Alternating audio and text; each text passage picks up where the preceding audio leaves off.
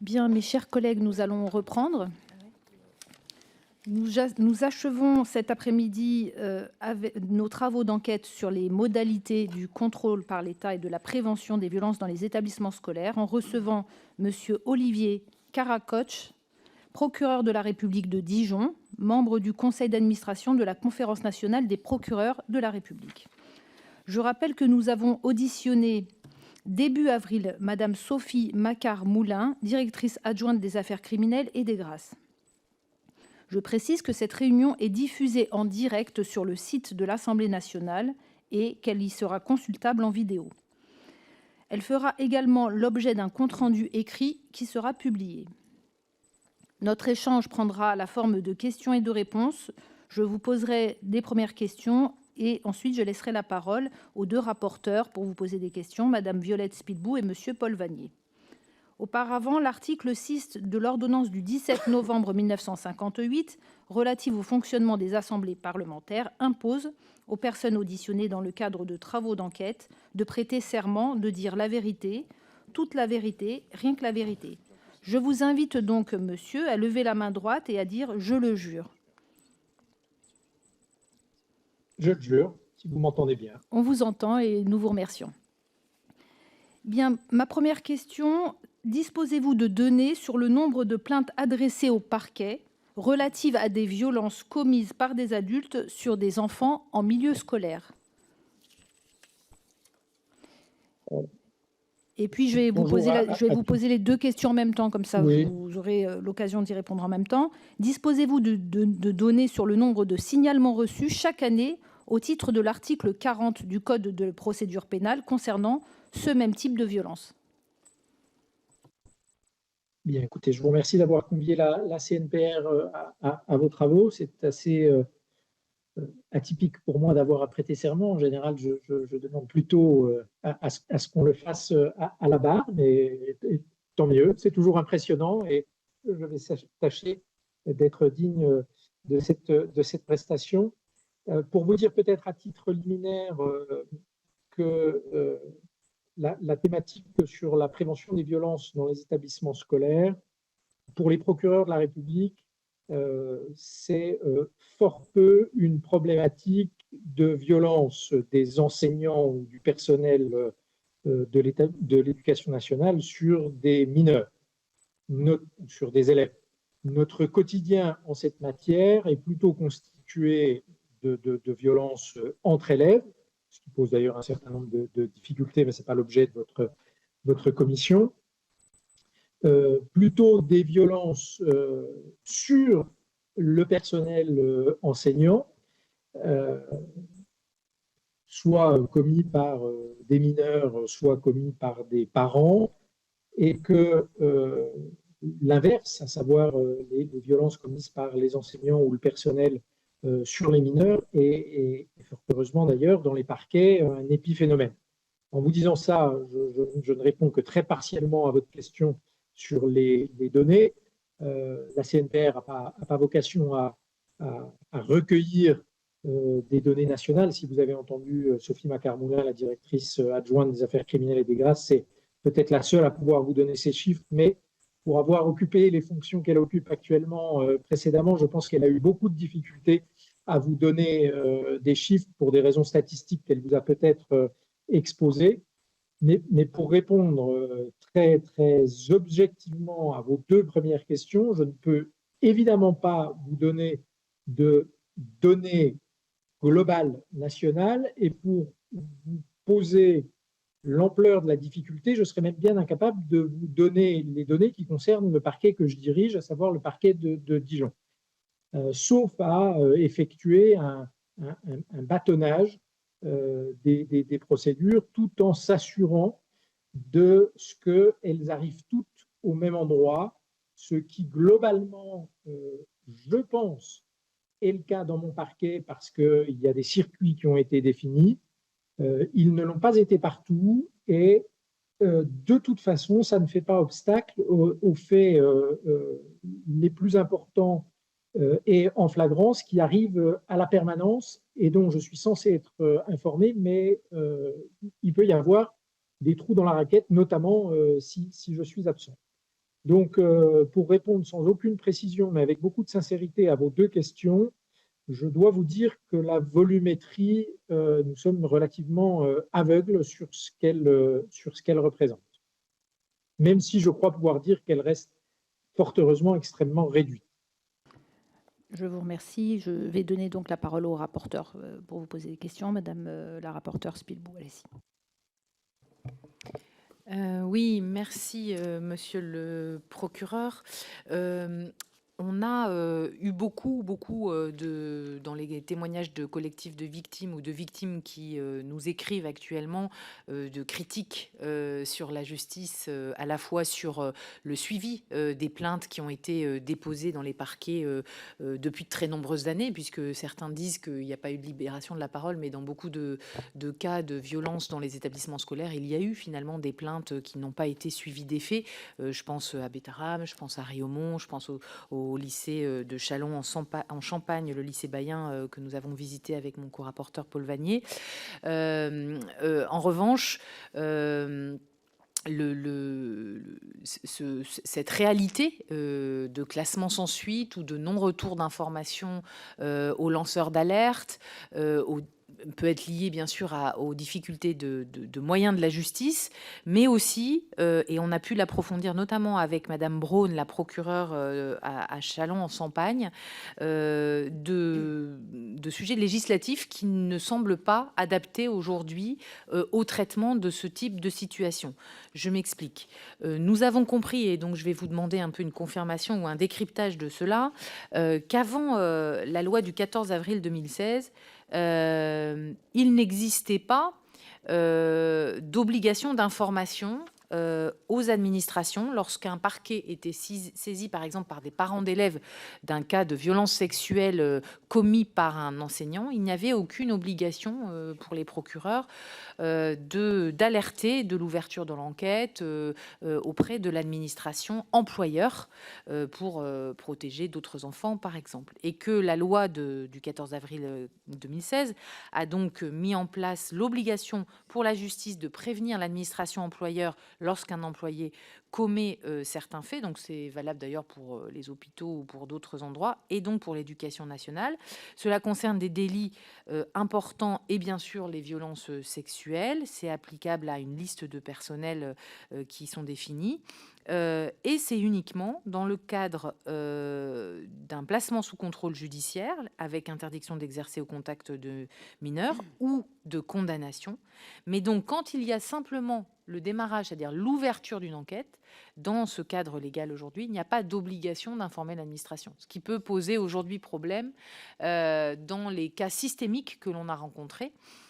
Donc, est-ce que vous pouvez réagir à ces explications que je vous retransmets, qui nous ont beaucoup intéressés, parce que nous sommes députés, Paul Vanier et moi-même, ainsi que les membres de la commission, et donc nous pouvons proposer des améliorations. Est-ce qu'il est nécessaire de modifier la loi du 14 avril 2016 ? S'agissant de l'absence de retour sur les classements sans suite, c'est une triste réalité. Je pense que l'institution judiciaire a progressé ces dernières années, mais qu'elle a encore des progrès à faire sur ce point. La législation est assez claire, puisque vous posiez la question d'amendement à la règle applicable. Je crois, il me semble que c'est l'article 40, me semble-t-il, qui nous fait obligation d'aviser les personnes qui ont déposé plainte de la suite qui est réservée. Il y a tout un tas d'explications plus ou moins valables, et puis une culture très ancrée qui fait que cette obligation d'information n'est pas encore totalement respectée. J'ai été entendu par l'un de vos collègues au titre d'une PPL, comme représentant de la CNPR également, au titre d'une PPL sur l'obligation de notification des classements sans suite aux victimes. Je pourrais vous retrouver, je ne connais plus son nom, j'en suis désolé. Je peux vous le retrouver assez facilement si vous le souhaitez, et j'ai communiqué des éléments qui non pas justifiaient, mais pouvaient le rapporteur était Giovanni William.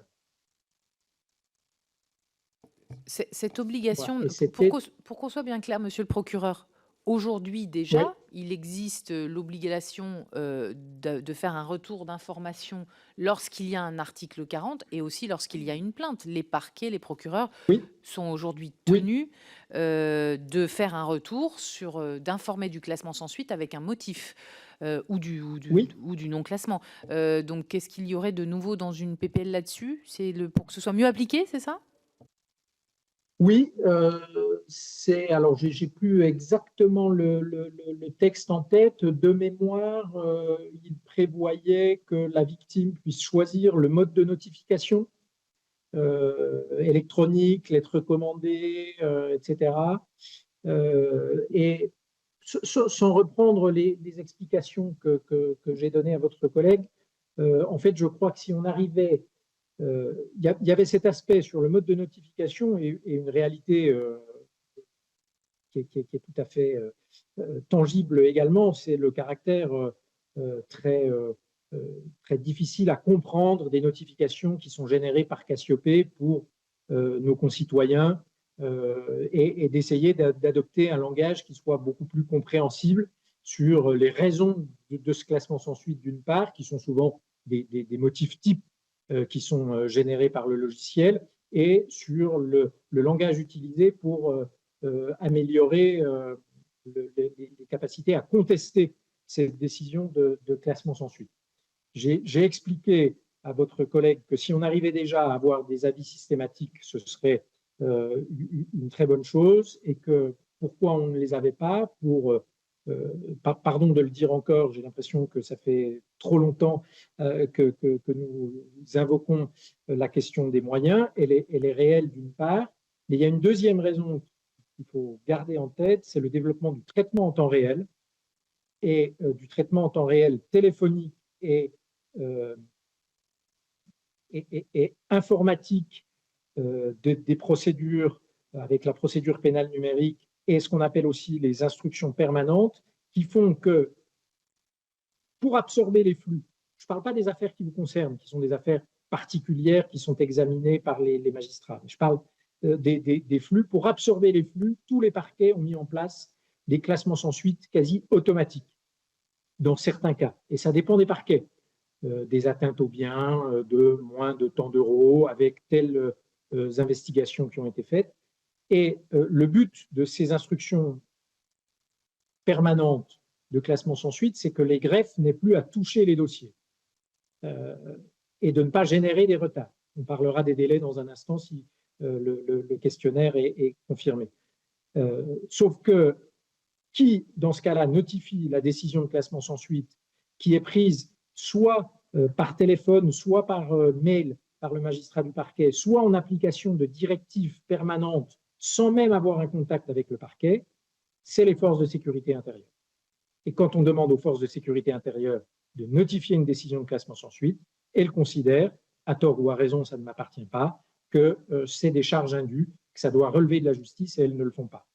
Les vrais trous dans la raquette sur la masse s'entend, ils sont ici. Donc, il est vrai qu'on a encore des progrès à faire sur les retours des classements sans suite.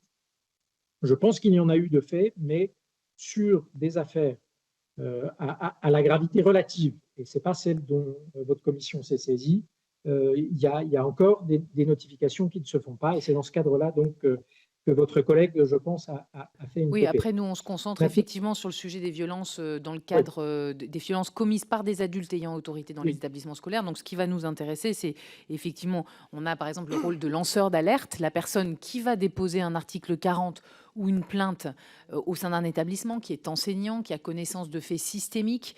Et donc, dans ces cas-là, c'est pas seulement le sujet du retour sur le classement sans suite, mais c'est le sujet du retour et de l'information à la personne qui a eu le courage d'agir dans un système où il y a une omerta. Et donc, la question, elle est plus sur l'actualité. Et l'objet de notre commission d'enquête, c'est est-ce que les parquets aujourd'hui, au regard de l'actualité depuis un an et qui a déclenché cette commission d'enquête fait qu'il y a un changement, il y a une prise en compte particulière de ce type de plainte et du retour qui est fait aux lanceurs d'alerte ou aux personnes qui déposent des articles 40 dans ce cadre-là de violences faites à des enfants dans le cadre scolaire. Alors, sur cet aspect-là, est-ce qu'il y a une prise de conscience? Évidemment, enfin, nul n'est insensible à l'actualité dans les parquets, et puis il y a eu un certain nombre d'instructions sur la prise en compte des mineurs victimes au sens global du terme. Les lanceurs d'alerte, moi je distinguerais quand même les lanceurs d'alerte des articles 40 qui sont faits par des dépositaires de l'autorité publique ou des personnes chargées de mission de service public et qui visent spécifiquement l'article 40. Là, il y a l'obligation de les informer. L'article 40 le prévoit. Oui, mais excusez-moi de vous couper, monsieur le procureur, mais je vous parle d'un enseignant qui fait un article 40 et qui n'a jamais de retour d'information. C'est ça le sujet qui est largement soulevé actuellement. Il est bien dépositaire de l'autorité publique. Je l'appelle, moi, lanceur d'alerte, parce que c'est souvent un enseignant isolé. C'est le cas à Bétarame, c'est le cas au village de Riaumont, c'est le cas au lycée Bayen de Châlons-en-Champagne. Donc, quel que soit le statut de l'établissement, on a des femmes qui ont le courage à un moment de déposer une plainte, d'alerter des parquets, et on a d'autres exemples, et qui n'ont jamais le retour des suites de leur plainte. Alors, c'est parfois des cas anciens, donc on imagine que ça ait pu changer. Mais du coup, ma question, elle est bien sur l'actualité de... Est-ce que ce qui se passe dans l'actualité des révélations importantes et systémiques crée des réactions ou des adaptations ou une vigilance particulière sur ces cas auprès des différents parquets? Alors, moi, je distingue l'article 40 du reste parce que l'article 40 fait une obligation de donner avis de la suite. Il fait obligation aussi pour une victime, quelqu'un qui ne révèle pas, le terme de lanceur d'alerte est peut-être pas adapté, mais quelqu'un qui n'est pas victime et qui ne révèle pas les faits au titre de ses compétences comme chargé de mission de service public, je pense que les parquets n'ont pas l'obligation de les aviser, l'obligation légale d'aviser ces personnes. J'ai même envie de vous dire, parce que il faut vous dire les choses telles qu'elles sont, qu'on a parfois, il faut l'admettre, une forme de réticence ou de crainte d'une instrumentalisation. C'est-à-dire qu'un article, une révélation qui n'est pas passée par la voie hiérarchique, qui n'est pas forcément la voie hiérarchique de la personne qui révèle, hein, parce que j'ai bien conscience que révéler contre son établissement, c'est compliqué, mais qui n'est pas passée par les canaux habituels de la direction, soit de l'enseignement diocésain pour un enseignement catholique, soit par la DSDEN, on a toujours un peu l'idée de est-ce que la justice ne va pas être instrumentalisée? Ça ne veut pas dire qu'on ne fait pas d'enquête, loin s'en faut. Ça veut dire qu'on fait une enquête. Mais que quand l'enquête est faite et qu'elle aboutit à un classement sans suite, d'abord, je pense qu'on ne pense pas à viser la personne, très honnêtement, parce qu'elle n'est pas partie, elle n'est ni mise en cause. Les mises en cause ne sont en général pas avisées, par principe, et elle n'est pas victime. Donc, je pense qu'on ne pense pas à la viser, et que l'on craint en plus peut-être qu'en l'avisant des décisions, celle-ci puisse être instrumentalisée à des fins prud'homales, par exemple, ou devant le tribunal administratif. Ça ne veut pas dire qu'il ne faut pas le faire, ça veut dire qu'on le fait avec une forme de réticence. Et ça me fait quand même embrayer sur ce que vous indiquiez sur la limitation très forte des avis des enquêtes en cours qui sont donnés aux établissements. Vous avez rappelé les termes de la loi de 2016 en demandant s'il fallait les élargir. On est quand même face à la confrontation de deux intérêts, alors qu'on peut ne pas mettre sur le même niveau, mais qui sont quand même deux intérêts contradictoires. Celui de l'information des protagonistes peut-être pour éviter la nouvelle commission d'infraction. Et c'est pour ça que la loi de 2016 est, je pense, spécifiquement orientée sur des infractions les plus graves et celles qu'il faut limiter. Et puis la nécessité du secret de l'enquête.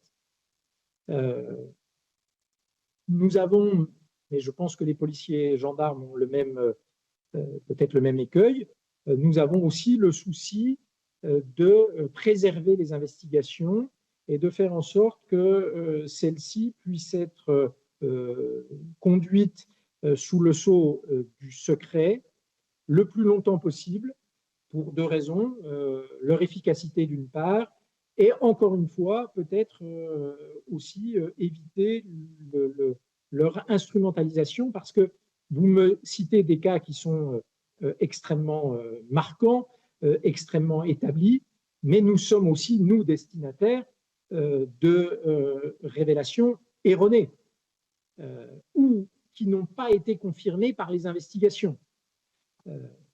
C'est la plupart, d'ailleurs, qui n'ont pas été confirmées par les investigations. Erronées, on n'arrive pas toujours à l'établir.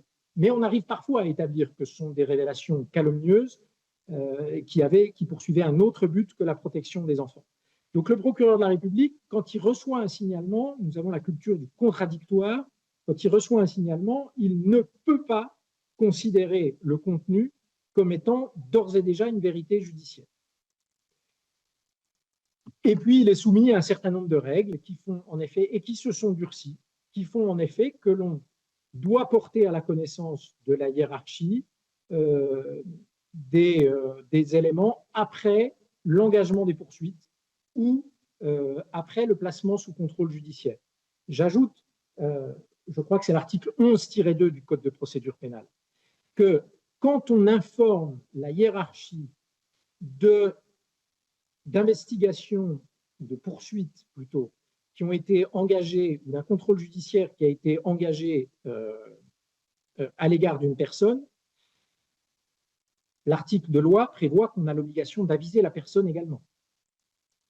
Donc, si vous nous contraignez par la loi à aviser la hiérarchie le plus en amont possible, puisque c'est le sens de votre question, il faudra être très attentif à l'article 11-2 qui, à ce stade, nous oblige à aviser aussi le mis en cause.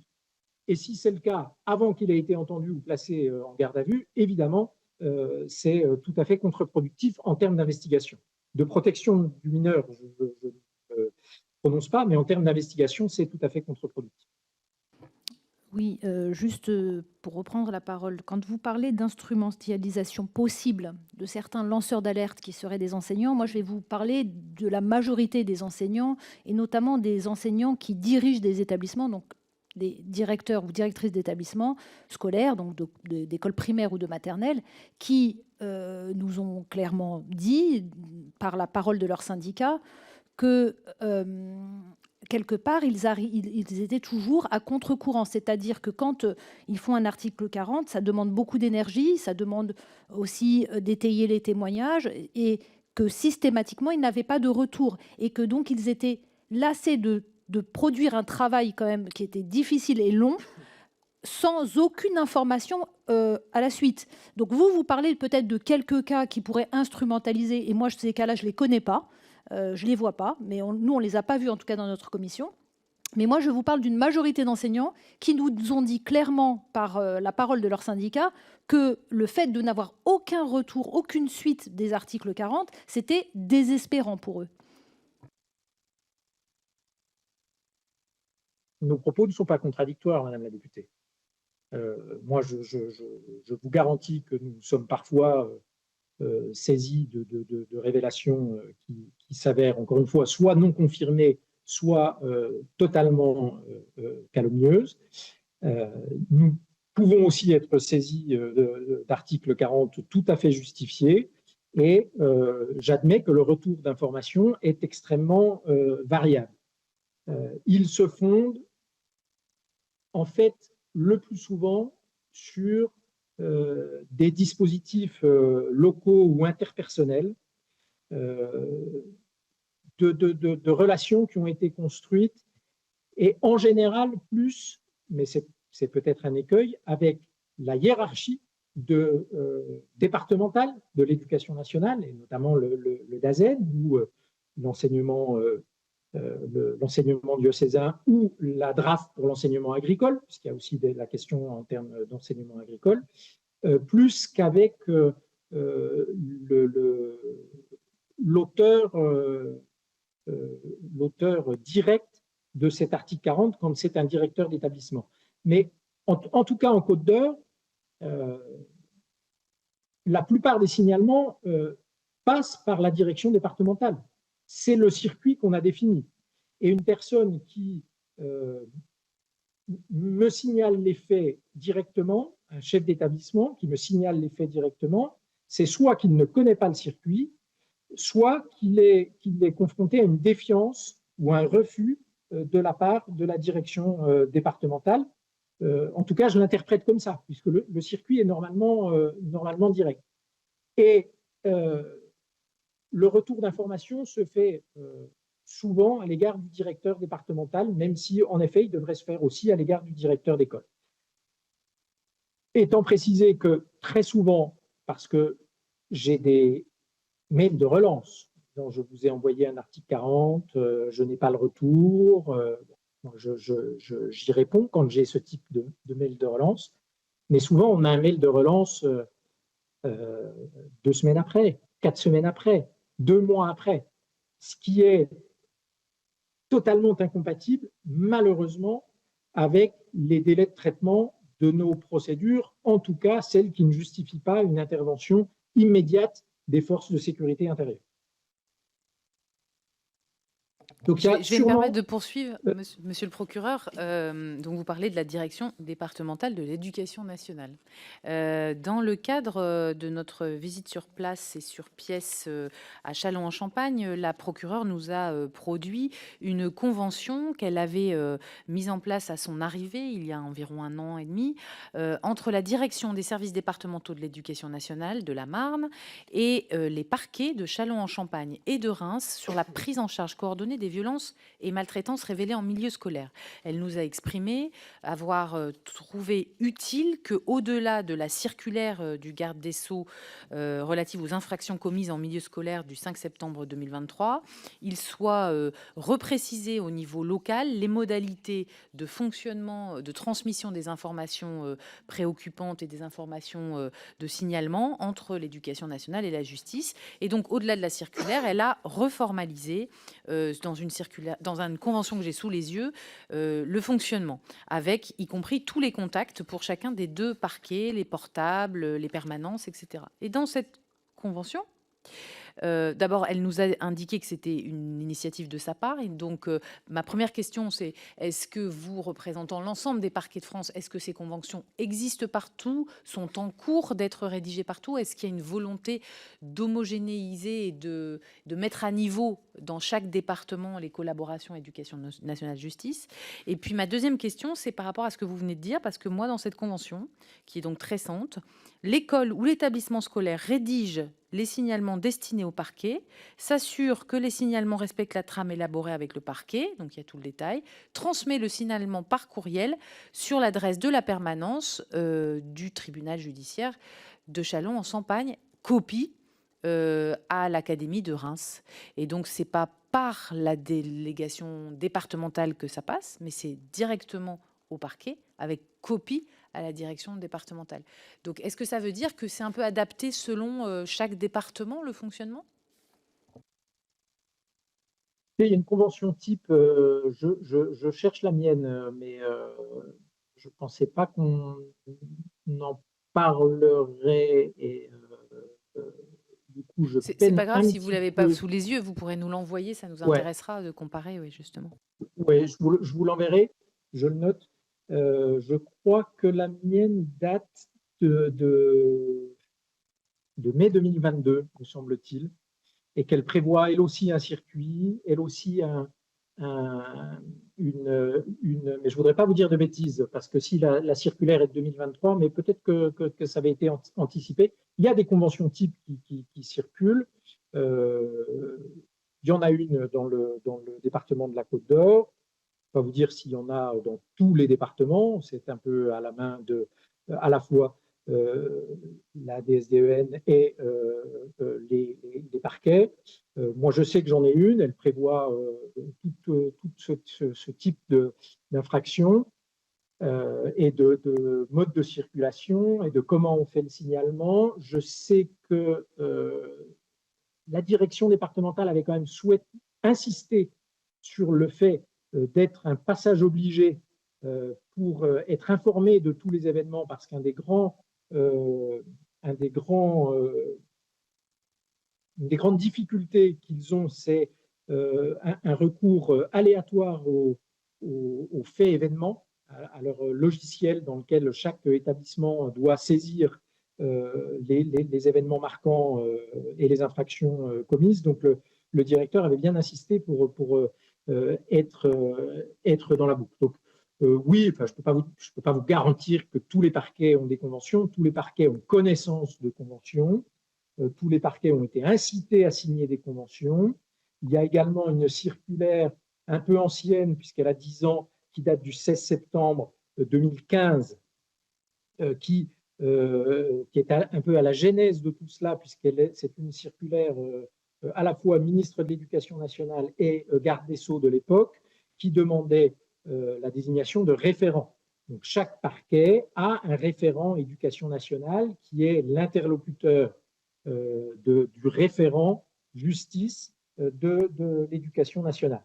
Alors, j'avoue que dans ma convention, il me semble que je me suis ajouté aussi, au-delà du référent, pour être, comme le directeur, informé des éléments. Donc, je vous en donnerai connaissance. Mais oui, il y a des spécificités locales. Oui, il y a des inégalités. Je vous donne un tout petit exemple local. J'ai créé dans le département un observatoire qui s'appelle Audience, en forme de clin d'œil, observatoire départemental des infractions commises sur les enseignants. Bon, ça fait suite à une visio que tous les procureurs ont eue avec le ministre de l'Éducation, le ministre de l'Intérieur et le ministre de la Justice à l'époque, insistant sur les infractions commises à l'égard des enseignants. Et moi, j'ai pris l'initiative, c'était en 2023, j'ai pris l'initiative d'en créer une émanation locale, ce qui fait que tous les semestres, on se voit avec le directeur de l'éducation diocésaine et la DRAF pour parler cette fois des infractions qui sont commises au préjudice du corps enseignant et de l'encadrement, et non pas commises par eux. Mais bon, ça peut aussi être l'occasion d'évoquer ce type de fait. Monsieur le procureur, j'ai pour ma part 2 questions. La première, elle recherche peut-être enfin je l'espère, une confirmation. La représentante de la chancellerie que nous avons auditionnée il y a quelques jours nous indiquait que lorsqu'une personne portait plainte, y compris pour des faits prescrits, plainte relative à des faits de violence sexuelle supposés, eh bien, une enquête était systématiquement ouverte, enquête pouvant permettre donc d'identifier un agresseur et, le cas échéant, de l'empêcher de rééditer les crimes qu'il aurait éventuellement commis. Est-ce que vous nous confirmez, j'insiste, y compris lorsque les faits seraient prescrits, qu'une plainte en matière de violence sexuelle sur enfant engage systématiquement l'ouverture d'une enquête? Alors, je vous confirme qu'il y a des instructions nationales qui ont été données pour ce faire, et je vous confirme qu'à ma connaissance, elles sont appliquées de manière globale. Elles sont effectivement appliquées. Elles le sont en tout cas dans mon département, et je n'ai pas connaissance de personnes qui ne les appliqueraient pas. Elles présentent évidemment un avantage important, c'est d'apporter un début de réponse quand même aux victimes, mais souvent extrêmement déceptif pour en être quand même conscient, parce que comprendre que le procureur ordonne une enquête, oui, la personne a été entendue, mais finalement pour rien, ou juste pour une audition et pour pas de sanction, parce que ni de poursuite, parce que poursuite impossible, ça présente parfois une consolation pour certaines victimes, parfois une vraie déception pour d'autres. Et c'est fait aussi parce que de plus en plus, mais là je vous mentirais, parce que je ne veux pas faire sous serment en vous disant que c'est généralisé, les parquets tentent de mettre en place des dispositifs de justice restaurative et que on est typiquement dans un cas où la justice restaurative peut être extrêmement intéressante parce qu'elle elle apporte une réponse aux victimes, voire aux auteurs, là où le tribunal ne peut pas le faire. Vous pouvez développer ces dispositifs de justice restaurative. À quoi est-ce qu'ils peuvent ressembler? Je ne sais pas si vous avez vu Je verrai toujours vos visages, le film, mais c'est ça. Alors, je ne l'ai pas vu et Voilà. donc là, c'est difficile pour Donc, moi. je développe. Donc, je développe. La justice Vous restaurative, parlez bien, c'est dans le cas de la question de mon collègue Paul Vanier, lié à des plaintes prescrites, hein? oui, je parle bien. Alors, c'est pas que pour des plaintes prescrites, c'est pas un dispositif dédié aux plaintes prescrites, mais c'est un dispositif qui permet d'apporter une réponse aux plaintes prescrites. La justice restaurative, c'est mettre en relation des auteurs d'infractions reconnus, enfin, qui reconnaissent tout ou partie des faits, avec des personnes victimes d'infractions du même type, mais qui ne sont pas les victimes de ces auteurs. Et on les met en relation dans des groupes de discussion où les victimes expliquent quels ont été les préjudices causés, les troubles causés par ces infractions, et où les auteurs entendent ça et prennent conscience des effets, des faits qu'ils ont commis, pour lesquels ils ont parfois déjà été jugés, ou pour lesquels ils ne pourront jamais être jugés, éventuellement parce que c'est prescrit. Alors nous, on a eu une expérience de justice restaurative en Côte d'Or sur les infractions sexuelles. J'avais essayé de trouver des dossiers prescrits justement pour faire venir des auteurs, mais les seules enquêtes pour des faits prescrits que j'ai pu mener se sont soldées par des auteurs qui contestaient les faits. Et évidemment, pour la justice restaurative, il est hors de question de mettre des auteurs qui contestent les faits face à des victimes qui attendent de la compassion et de la reconnaissance de leurs préjudices. Très bien, je vous remercie. Et j'ai une question qui est sans rapport avec les précédentes. Le Premier ministre a annoncé des renforts au parquet de Pau pour faire face au très grand nombre de plaintes, plus de 200 aujourd'hui déposées concernant les crimes commis dans l'établissement Betaram. Avez-vous des informations relatives à la libération de ces moyens et au volume de ces moyens permettant donc de renforcer le parquet de Pau?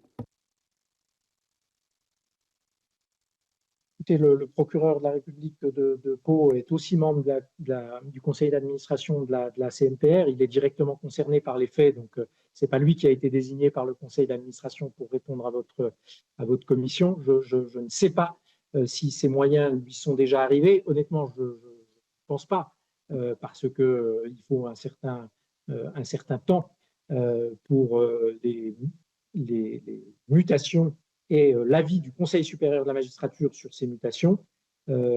S'il voit arriver quelque chose, et ça lui a été promis, donc je ne vois pas comment le Premier ministre pourrait manquer à sa parole publique, surtout sur ce point. Je pense qu'il les verra arriver en septembre. Merci, monsieur le procureur. Une question sur les délais, puisque vous avez évoqué ce sujet au début dans les questions qui pouvaient intervenir, les délais de la justice. On a donc partout sur le principe, on va dire, des conventions de coopération et de collaboration mutuelle entre les directions départementales de l'éducation nationale et les parquets qui vivent de façon différente. On le comprend, ça sera peut-être une des recommandations de notre rapport, d'harmoniser les fonctionnements et de sécuriser ces fonctionnements, parce que si tout fonctionnait bien, il n'y aurait pas autant de plaintes qui n'auraient pas été jusqu'au bout, qui n'auraient pas été au bon endroit, ou autant de silence. Et donc, dans le cadre de ces conventions, est-ce qu'il y a systématiquement des réunions d'information aux chefs d'établissements publics et privés par les parquets ou avec participation des parquets Pardon. Et est-ce que ça concerne le public, le privé sous contrat catholique, mais aussi les autres cultes à votre connaissance? Alors, j'ai retrouvé ma convention, elle est du 9 mai 2022. Elle prévoit en effet un signalement des infractions directement au service d'enquête avec une copie à mon parquet pour l'enregistrement. Elle prévoit un bilan annuel de la convention comme à peu près toutes les conventions, et comme à peu près toutes les conventions, ce bilan annuel est très relatif. Voilà. Parce qu'on réunit rarement les copiles. Cela dit, la convention est vivante. Elle a été évoquée encore récemment en état-major de sécurité, puisqu'on a un état-major de sécurité sur les infractions au sens large commises en milieu scolaire par an, en général au moment de la rentrée, et quand on n'a pas pu le faire dans le courant de l'année. C'est une convention qui avait été signée par le procureur, par le préfet, par l'inspectrice d'académie, et puis l'enseignement catholique, l'enseignement agricole, la gendarmerie et la police nationale.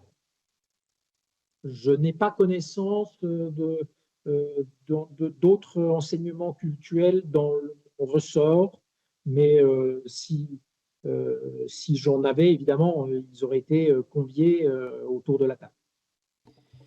Très bien, parce que là aussi, on a eu l'impression dans les différentes auditions ou les visites sur place que dans certains départements, il y avait de façon systématique des réunions de chefs d'établissements publics et privés, souvent séparés d'ailleurs, dans lesquels les parquets intervenaient sur les signalements, le suivi des signalements, etc.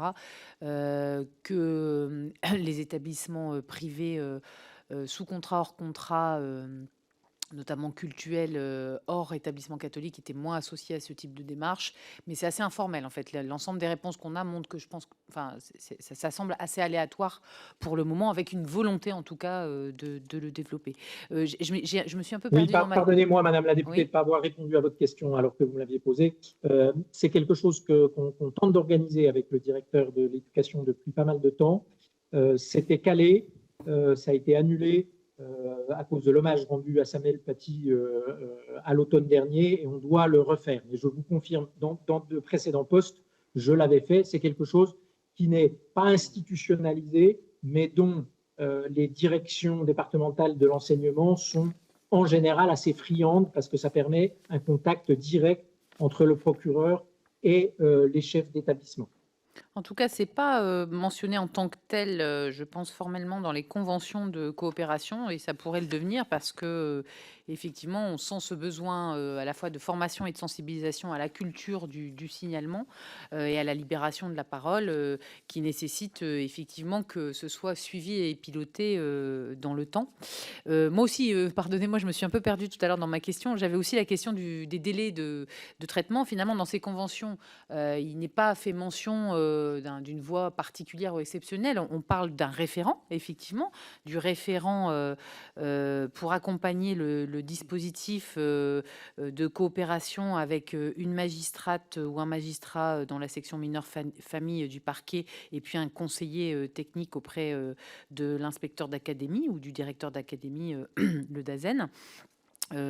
Mais est-ce que, au regard de la gravité de certains faits révélés depuis un an en particulier et de façon massive, à Bétara, mais aussi dans d'autres endroits, est-ce que sur l'engagement à traiter plus rapidement peut-être des cas qui seraient dommageables à d'autres enfants et pris en compte? Parce que dans les procédures qu'on voit, je pense à celle de Riaumont dans le Pas-de-Calais, on est à plusieurs années de procédure, comme d'autres en fait finalement. Et donc la question c'est, est-ce que sur la protection de l'enfant en milieu scolaire, il est envisagé une accélération?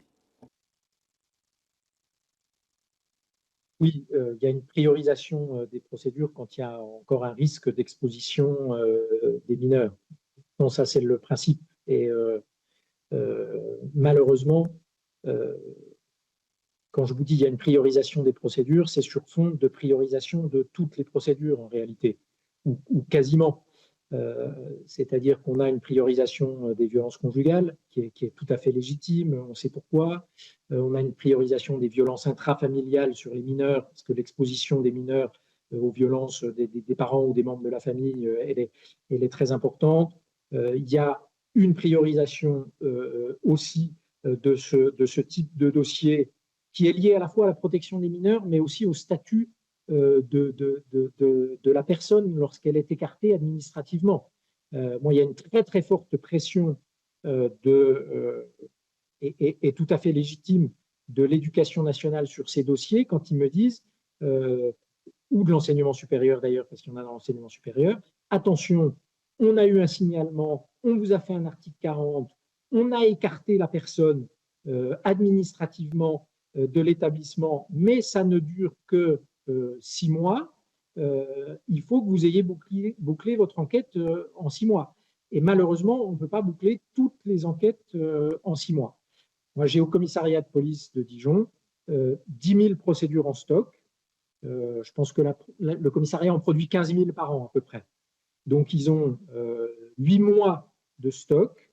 Et sur ces 10 000 procédures, il y en a 5 000 qui sont rentrées dans le commissariat il y a plus d'1 an. Mon rôle, mais c'est aussi le rôle de la hiérarchie de la police, c'est de faire en sorte que dans ces 5 000 procédures qui n'ont pas bougé depuis 1 an, il n'y ait pas d'agression sexuelle, il n'y ait pas de violence conjugale, il n'y ait pas de violence sur mineurs. Mais je sais qu'il y en a.